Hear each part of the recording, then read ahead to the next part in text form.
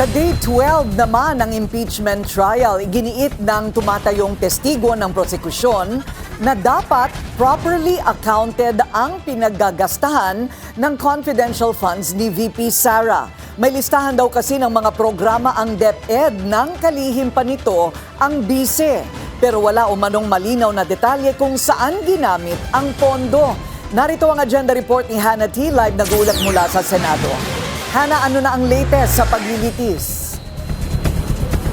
Corina, ang hindi pag-liquidate o hindi pagpapaliwanag kung paano nagastos ang public funds ay maaaring maging palatandaan umano na ang isang opisyal ay ginamit ito para sa pansariling pakinabang.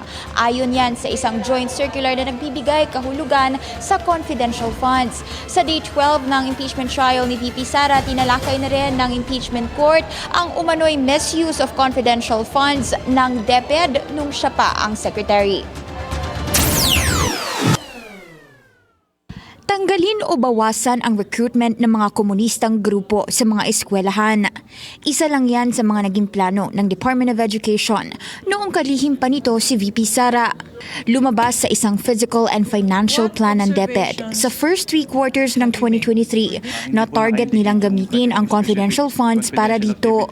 Ayon yan kay State Auditor Attorney Roderick Wamiel na testigo ngayon ng Senate Impeachment Court kaugnay ng mga paratang laban sa bise sa paglustay umano nito ng confidential funds.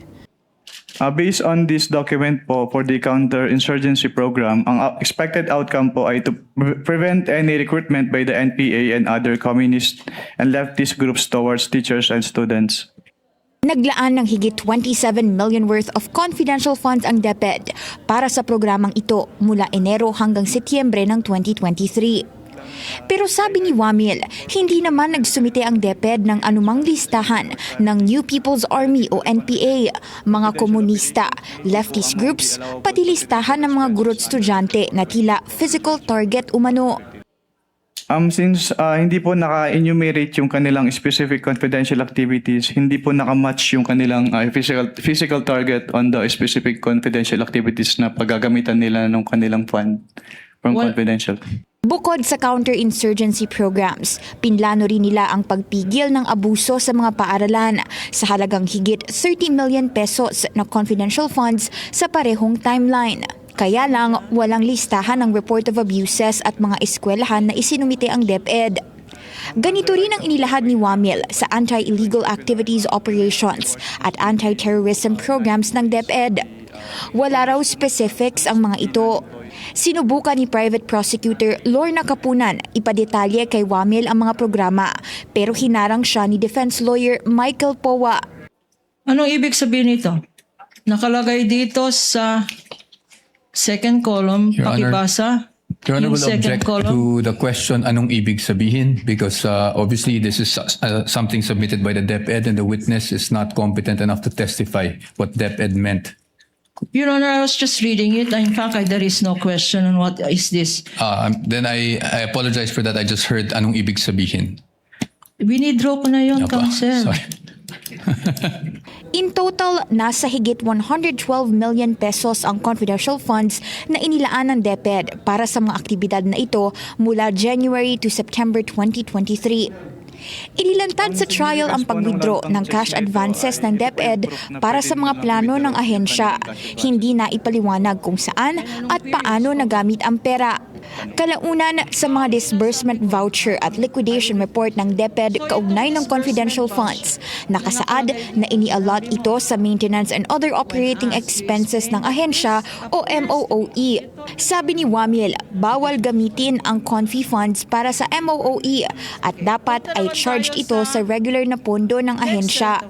Hindi rin ito saklaw ng isang joint circular na nagtatakda ng sakop ng confidential expenses. Ang MOOE ay gastusin para sa day-to-day operations ng ahensya na nakapaloob sa budget nito. Hindi ito pwedeng paggamitan ng confidential funds. Corina, hindi sumalang sa mga tanong ng Senator Judges si Wamil ngayong araw at kailangan niyang bumalik bukas para naman doon sa continuation. Bago mag-resume yung trial ngayong hapon, meron namang inaddress na separate issue itong si Senate Minority Leader Alan Peter Cayetano at meron siyang tinawag na isang troll umano na kapwa Senator Judge sa kanyang Facebook Live dahil tila inaaraw-araw na raw siya nito.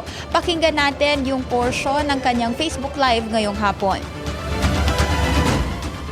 Yung Senator Judge troll na yon ay trinotroll ako halos araw-araw, pero panay marites or panay inconclusive, ika nga, argumentative, hearsay.